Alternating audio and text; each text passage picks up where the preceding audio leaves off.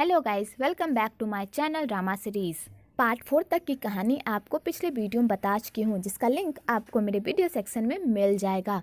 पिछले एपिसोड में हमने देखा था कि फाइनली हमें पता चलता है कि ह्यून एक पुलिस ऑफिसर है और वो होंकी के कहने पर एक अंडरकवर एजेंट बना हुआ है ताकि वो स्केल, सफारी और पुसान को पकड़ सके। कि तभी एक पास्ट की स्टोरी दिखाई जाती है। पहले ह्यून सफारी के लिए काम किया करता था और सफारी के कहने पर ही माल की खरीद और बिक्री करता था। एक दिन ह्यून माल लेकर जा रहा होता है कि तभी पुलिस उसके पीछे पड़ जाती है। तो ह्यून पुलिस को चकमा देकर वहाँ से भागने लगता है और ह्यून सफारी को कार रोकने को कहता है। तो सफारी कहता है पहले तुम माल अंदर करो, उसके बाद मैं गाड़ी का दरवाजा खोलता हूँ। तो ह्यून माल अंदर फेंक देता है और सफारी गाड़ी का दरवाजा नहीं खोलता और ह्यून को धोखा देकर वहाँ से भाग जाता है।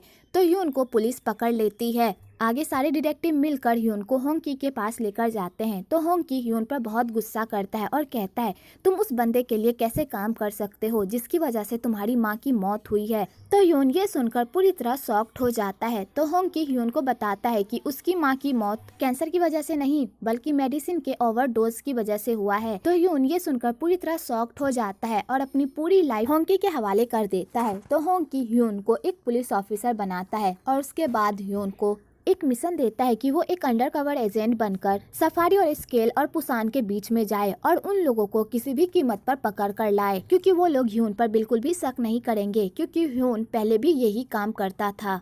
और ह्यून अपने मिशन पर लग जाता है। तो पहले ह्यून जेल जाता है ताकि वो हलबर्ट का भरोसा जीत सके और वहीं पर ह्यून की मुलाकात किम सू से होती है और यहीं से ये दोनों पक्के दोस्त बन जाते हैं। और इसी तरह ह्यून अंदर की सारी खबरें होंकी को दिया करता था। आगे प्रेजेंट की स्टोरी दिखाई जाती है। तो होंकी कहता है मुझे पता है कि तुम्हें बहुत दुख हो रहा है उस लड़की की मौत का, लेकिन मुझे नहीं पता कि ये काम किसका है। मैं बहुत जल्द इस बारे में पता लगा लूंगा। तो ह्यून कहता है जिस गोली से ग्यूंग की मौत हुई है वो पुलिस वाले की है। तो होंकी कहता है तुम्हारे कहने का मतलब है कोई पुलिस से ही है जिसने ग्यूंग को मारा है। मैं पता लगाने की कोशिश करूंगा कि आखिरकार हमारे डिपार्टमेंट में ऐसा कौन गद्दार है जिसने ये काम किया है। तो ह्यून कहता है आप पता लगाइए, मैं आपको नहीं रोकूंगा, लेकिन मैं इस बारे में खुद से भी पता लगाऊंगा, चाहे मुझे क्रिमिनल पुलिस या दूसरे लोगों से पूछताछ क्यों न करनी पड़े। मैं इस घटना के जड़ तक जाऊंगा और ग्यूंग के कातिल को किसी भी कीमत पर ढूंढ कर निकालूंगा। आगे ह्यून अपना सर्टिफिकेट देख रहा होता है कि तभी वहाँ पर किम सू आता है।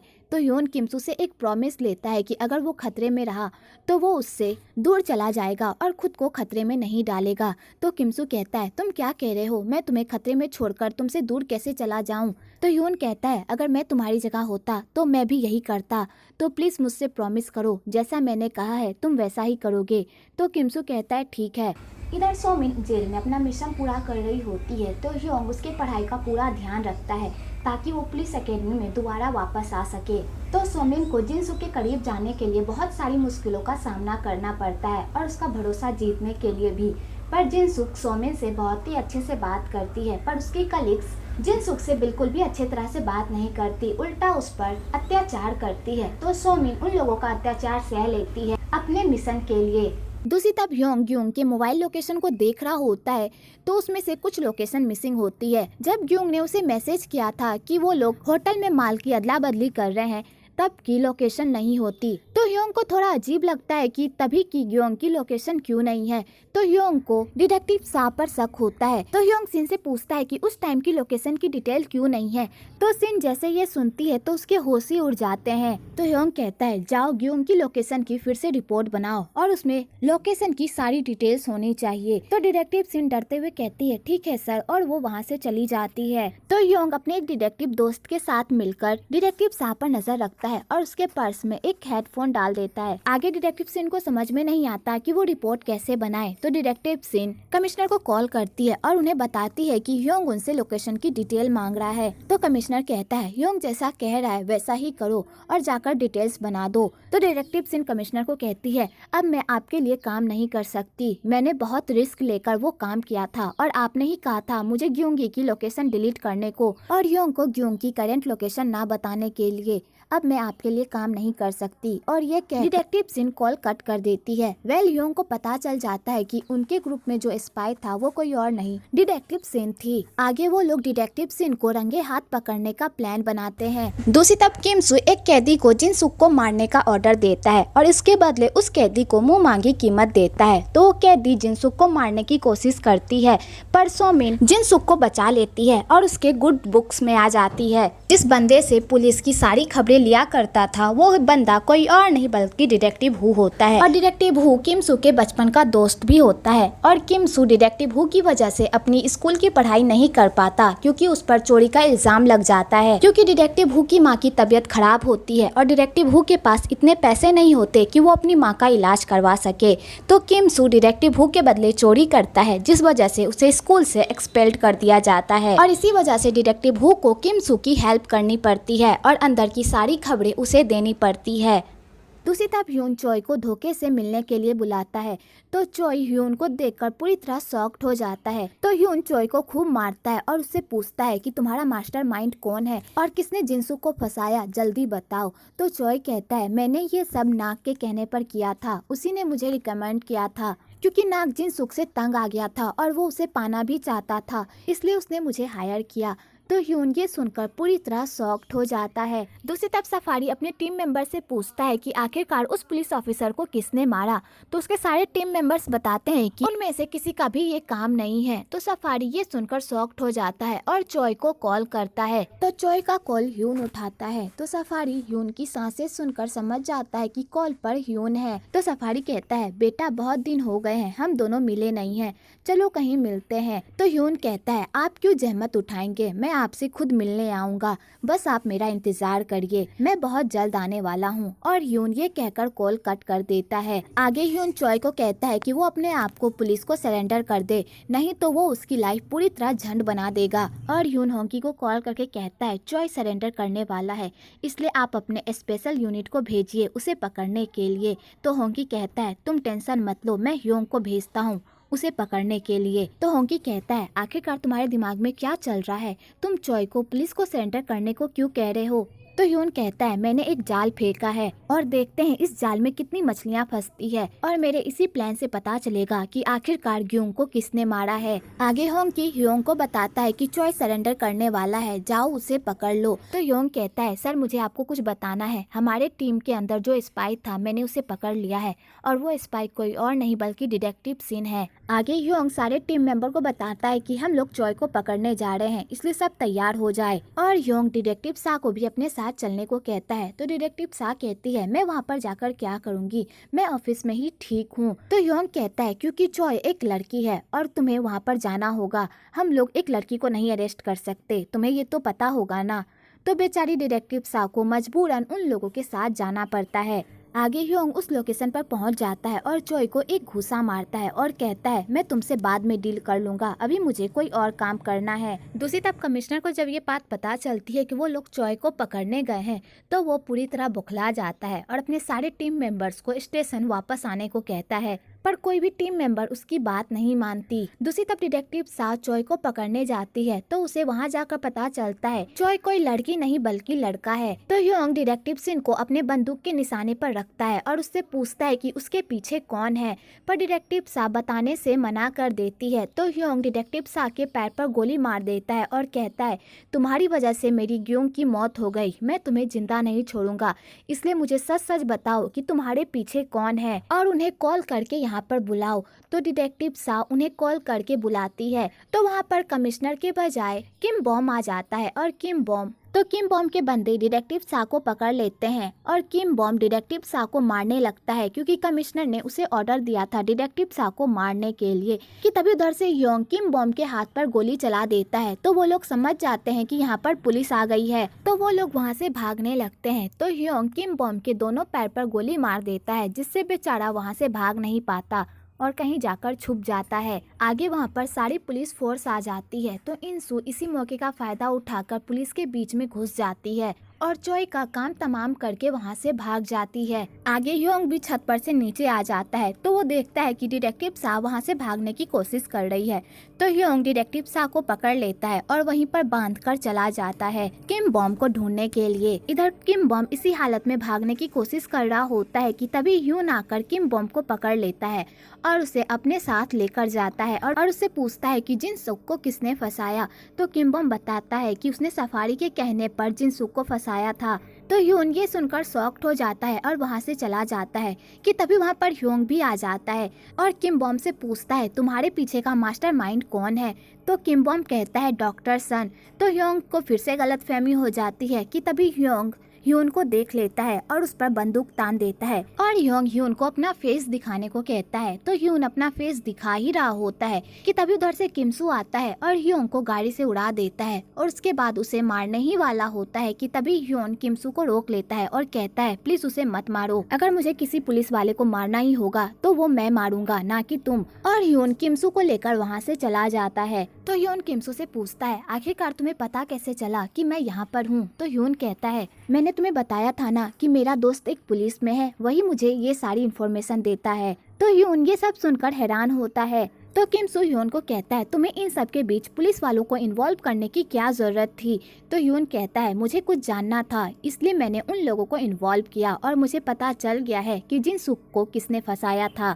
तो किमसू को बहुत ही गुस्सा आता है कि ह्यून हमेशा जिनसुक की वजह से अपनी जान को खतरे में डाल लेता है, पर किमसू ह्यून को ये बात कहता नहीं। आगे वहाँ पर सारे डिटेक्टिव आ जाते हैं और सबको पकड़कर पुलिस स्टेशन लेकर जाते हैं और ह्योंग को हॉस्पिटल लेकर आगे ह्योंग का ट्रीटमेंट होता है। आगे कमिश्नर होंकी को खूब डांटते हैं और कहते हैं तुम्हें किसने कहा था ये मिशन करने के लिए, क्या तुमने मुझसे परमिशन ली, क्या तुम भूल गए हो कि मैं तुम्हारा सुपरवाइजर हूँ, अगर इस मिशन में किसी को कुछ हो जाता तो उसकी रिस्पॉन्सिबिलिटी कौन लेता। तो होंकी कहता है अगर इस मिशन में किसी को भी कुछ हो जाता तो उसकी रिस्पॉन्सिबिलिटी मैं लेता, लेकिन ऐसा कुछ हुआ तो नहीं ना, ऊपर से हमें बहुत सारी इन्फॉर्मेशन मिली और हमने किम बॉम्ब को भी तो पकड़ा है ना। तो कमिश्नर होंकी को डांटने ही वाले होते हैं कि तभी होंकी को किसी का कॉल आता है और वो कमिश्नर से बिना बात किए वहाँ से चला जाता है। आगे होंकी ह्यून को कहता है तुम्हें इतना रिस्की ऑपरेशन करने की क्या जरूरत थी, अगर आज किसी ने तुम्हारा चेहरा देख लिया होता तो हमारे सारे प्लान पर पानी फिर जाता। तो ह्यून कहता है ऐसा कुछ हुआ तो नहीं ना। इधर कमिश्नर बहुत ही टेंशन में होता है क्योंकि अगर डिटेक्टिव सिन ने अपना मुंह खोल दिया और सबको ये बता दिया कि उसके कहने पर उसने ग्यूंग का लोकेशन सही नहीं बताया था तो उसकी वाट लग जाएगी। तो कमिश्नर सफारी को धमकी देता है कि वो उसे इस मुसीबत से निकाले, नहीं तो इसका अंजाम बहुत बुरा होगा। तो सफारी को कमिश्नर पर बहुत ही गुस्सा आता है पर वो अपने गुस्से को कंट्रोल कर लेता है। तो कमिश्नर सफारी को कहता है अपना कोई बंदा हॉस्पिटल भेजो और उस लड़की का काम तमाम करो, समझे। तो सफारी कहता है ठीक है, मैं इस मामले को सलटाता हूँ। दूसरी तरफ सफारी अपना एक बंदा भेजता है डिटेक्टिव सिन को मारने के लिए और वो बंदा डिटेक्टिव सिन को इंजेक्शन लगा ही रहा होता है कि तभी वहाँ पर ह्योंग आ जाता है और डिटेक्टिव सिन को बचा लेता है और उस बंदे को खूब मारता है, पर वो बंदा उसे चकमा देकर वहाँ से भाग जाता है। तो ह्योंग फिर भी हिम्मत करके उस बंदे के पीछे भागता है तो वो वहाँ जाकर देखता है कि वो बंदा नीचे गिरा पड़ा है। तो ह्योंग नर्स से पूछता है क्या तुमने देखा कि इस बंदे की ऐसी हालत किसने की है और वो किधर गया है। तो नर्स उसे बताती है कि वो उधर गया है। तो ह्योंग उसी डायरेक्शन में जाने लगता है कि तभी ह्योंग को याद आता है कि उसने डिटेक्टिव सा को तो अकेले ही छोड़ दिया है। तो ह्योंग डिटेक्टिव सा के रूम में जाता है तो वो वहाँ जाकर देखता है कि डिटेक्टिव सा गायब हो गई है। तो ह्योंग उसे हर जगह ढूंढने लगता है। दूसरी तरफ ह्योंग डिटेक्टिव सा को छत के ऊपर लेकर जाता है और उससे धमकी देता है कि अगर उसने उसे सच नहीं बताया कि उस रात क्या हुआ था तो वो उसे इस छत के नीचे फेंक देगा। तो डिटेक्टिव सा पूरी तरह डर जाती है। कुछ देर बाद ह्योंग भी वहाँ पर आ जाता है और सा से पूछता है वो डॉक्टर सन कहाँ है। तो सा ये सुनकर पूरी तरह शॉक्ड हो जाती है और कहती है क्या वो डॉक्टर सन था। आगे सा ह्योंग को सारी बात बता देती है कि उसके पीछे कमिश्नर है, कमिश्नर ने ही उसे ग्योंग की लोकेशन डिलीट करने को कहा था और उसे ना बताने को। तो ह्योंग ये सुनकर तो पूरी तरह शॉक्ड हो जाता है और सा के फोन से कमिश्नर को कॉल करता है और ह्योंग कमिश्नर को कहता है मुझे तुम्हारी सारी सच्चाई पता चल गई है कि तुम्हारी वजह से ग्योंग की जान गई है, मैं तुम्हें जिंदा नहीं छोड़ूंगा, मैं बहुत जल्द आ रहा हूँ तुम्हें अरेस्ट करने के लिए, इसलिए अच्छा होगा अपने गुनाह कबूल कर लो और खुद को सरेंडर कर दो। तो कमिश्नर कहता है तुम्हें क्या लगता है कि स्किल ने अपने आप को सरेंडर क्यों किया और हम लोग डॉक्टर सन के पीछे क्यों पड़े हैं और मैं उन लोगों की हेल्प क्यों कर रहा हूँ, क्या तुम ये सच्चाई जानना नहीं चाहते। कि तभी सफारी आकर कमिश्नर को शूट कर देता है और कमिश्नर की वहीं पर मौत हो जाती है। और सफारी वहाँ का सीन इस तरह क्रिएट करता है जैसे कि उन लोगों को लगे कि कमिश्नर ने जानबूझकर सुसाइड की है। आगे सारे डिटेक्टिव वहाँ पर आ जाते हैं तो उन लोगों को लगता है कि कमिश्नर ने पकड़े जाने के डर से सुसाइड कर लिया है, पर ह्योंग को पूरा यकीन होता है कि कमिश्नर ने सुसाइड नहीं किया है बल्कि उनका मर्डर हुआ है। और ह्योंग ये सारी बातें सोच ही रहा होता है कि तभी उसकी तबीयत खराब हो जाती है और वो बेहोश होकर नीचे गिर जाता है। तो सारे डिटेक्टिव मिलकर उसे संभालते हैं। दूसरी तरफ ह्योंग ये सब देख रहा होता है और उसे भी ये पता होता है कि कमिश्नर ने सुसाइड नहीं की है बल्कि उनका मर्डर हुआ है, और उनका मर्डर किसी और ने नहीं बल्कि सफारी ने किया है। इधर एक लड़की प्रोसिक्यूटर आह को अपने प्यार के जाल में फंसाती है और उसके साथ एक रोमांटिक नाइट स्पेंड करती है और उसके बाद वो प्रोसिक्यूटर आह को एक इंजेक्शन लगाकर वहाँ से चली जाती है। आगे प्रोसिक्यूटर आह को होश आता है तो वो देखता है कि उसके सामने एक बंदा बैठा हुआ है और वो बंदा कोई और नहीं बल्कि ह्यून होता है। तो प्रोसिक्यूटर आह ह्यून को कहता है तुम कौन हो और यहाँ पर क्या कर रहे हो। तो ह्यून प्रोसिक्यूटर आह के सामने एक डील रखता है और कहता है अगर तुम जिनसुक को जेल से बाहर निकाल दोगे तो मैं तुम्हें डॉक्टर सन को पकड़ने में तुम्हारी हेल्प करूंगा। और ह्यून प्रोसिक्यूटर आह को बहुत सारे पैसे भी देता है और वहाँ से चला जाता है। अगले दिन प्रोसिक्यूटर आह जिनसुक को बाहर निकालने के लिए पूरी प्लानिंग करता है और उसके लिए एक लॉयर भी लाता है। और वो लॉयर जिनसुक को इस बिना पर जेल से बाहर निकालता है कि वो गलती से उस रूम में चली गई थी और वो बंदा उसके साथ जबरदस्ती कर रहा था और इसमें जिनसुक की कोई गलती नहीं थी और न ही उसने कोई इलीगल काम किया था। तो जिनसुक ये सब देखकर हैरान होती है कि तभी लॉयर को डॉक्टर सन का कॉल आता है और डॉक्टर सन लॉयर को कहता है कि मुझे जिनसुक से बात करनी है। तो ह्यून जिनसुक से बात करता है और कहता है तुम्हें मुझसे एक प्रॉमिस करना होगा, जैसे ही तुम जेल से बाहर निकलोगी तुम ये काम छोड़ दोगी और अपनी लाइफ आराम से जियोगी, क्योंकि मैं तुम्हें इस तरह नहीं देख सकता। तो जिनसुक ये सुनकर इमोशनल हो जाती है। आगे जिनसुक की बेल हो जाती है तो मिनसू जिनसुक से पूछती है तुम कहाँ जा रही हो। तो जिनसुक मिनसू को बताती है कि उसकी बेल हो गई है और जिनसुक सोमिन को ये भी कहती है जब तुम इस जेल से बाहर निकलोगी और हम लोग फिर से दोबारा मिले तो तुम मुझे बड़ी बहन कहकर बुलाना, ठीक है। और ये कहकर जिनसुक वहाँ से चली जाती है। दूसरी तरफ ह्योंग पर कार्रवाई होती है कि उसने अपने सीनियर के ऑर्डर को नहीं माना और ऊपर से उसने अपने कलीग पर गोली भी चलाई। तो बेचारा ह्योंग इस केस में पूरी तरह फंस जाता है। दूसरी तरफ ह्योंग के पापा जो कि एक प्रोसिक्यूटर होते हैं वो होंकी को मिलने के लिए बुलाते हैं और कहते हैं मेरा बेटा तुम्हारी वजह से प्रॉब्लम में फंस गया है। मुझे पता है तुम्हें ह्योंग की बहुत परवाह है, लेकिन हमें ह्योंग को इस मुसीबत से बाहर निकालना होगा और मेरे पास एक रास्ता है अगर तुम मानो तो होंकी कहता है आपके पास कौन सा रास्ता है। तो ह्योंग के पापा कहते हैं हम इस केस का रुख ही बदल देते हैं जिससे ह्योंग पर कोई केस ना हो। तुम सारी मीडिया के सामने ये ऐलान कर दो कि कमिश्नर डिप्रेशन से गुजर रहा था जिस वजह से उसने सुसाइड कर ली। और रही डिटेक्टिव सू की बात तो तुम रिपोर्ट में ये लिखो कि गैंग के मेंबर ने डिटेक्टिव सू पर गोली चला दी जब वो उसे पकड़ रही थी। इस तरह हम इस मामले को आराम से हैंडल कर पाएंगे। तो होंकी को ये बात सुनकर तो बहुत ही गुस्सा आता है, पर बेचारे के पास कोई ऑप्शन नहीं होता और न ही वो कुछ कर सकता है।